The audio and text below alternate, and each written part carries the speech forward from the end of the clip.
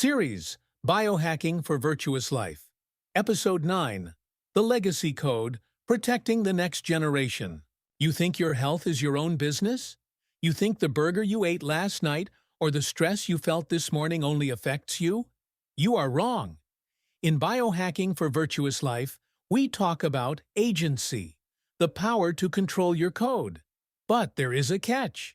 You are not just writing code for yourself. You are writing it for people who haven't been born yet.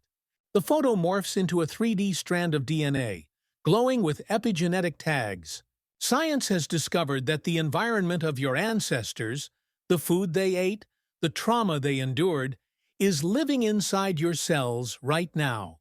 This is called transgenerational epigenetic inheritance. It means that your material exuberance isn't just about your lifespan. It is about the quality of the hardware you pass to your children. Today, in Episode 9, we are looking at the legacy code. I'm going to show you how a famine in 1944 and a feast in 1890 are still dictating who gets diabetes and heart disease today.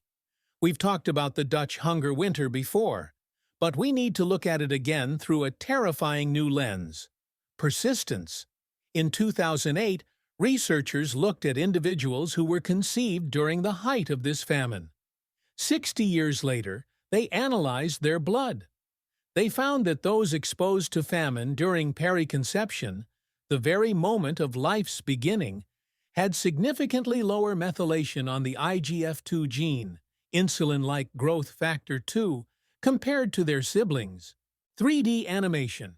A fertilized egg. The IGF-2 gene is being printed with missing ink. That epigenetic scar lasted 6 decades. The famine was temporary. The code was permanent. And here is the crucial detail. Exposure late in pregnancy lowered birth weight, but it didn't change the methylation of IGF-2. This proves that the very early window of development, when the embryo is just forming, is when the epigenetic software is most vulnerable to being rewritten. If your grandmother was starving while she was pregnant with your mother, she was also carrying the egg that became you. The signal of scarcity can skip a generation. But, gentlemen, don't think you are off the hook. For a long time, we thought fathers just contributed DNA. We thought the sperm was just a delivery vehicle. We were wrong. In the famous Overkalix study in Sweden, researchers tracked the food supply of paternal grandfathers during their slow growth period, pre-adolescence. They found a shocking correlation. If the grandfather had an abundance of food, a feast, his grandsons were more likely to die of diabetes and heart disease. Split screen.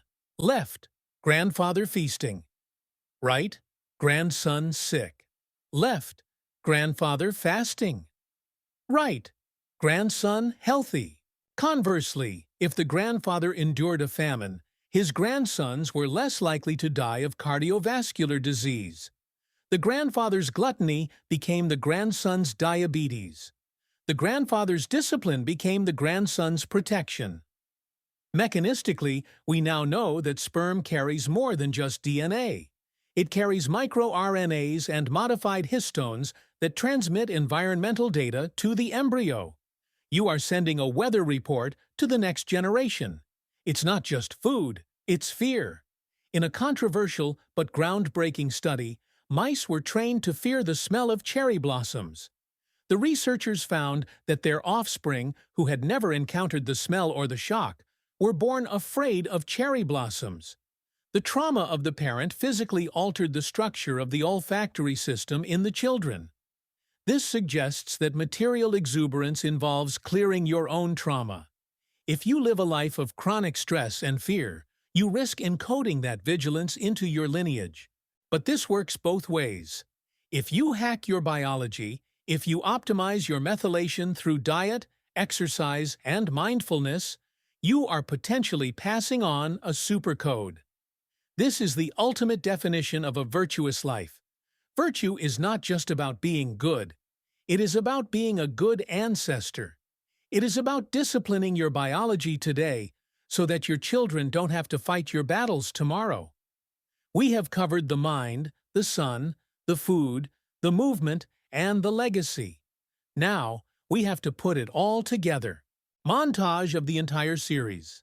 Fast cuts of every hack. In the series finale, Episode 10, we are going to build the blueprint. I am going to give you the specific daily protocol to integrate every single biohack we've discussed into a 24-hour cycle of genomic mastery. Next, Episode 10, the blueprint. I'm your host, Janani. Command your code.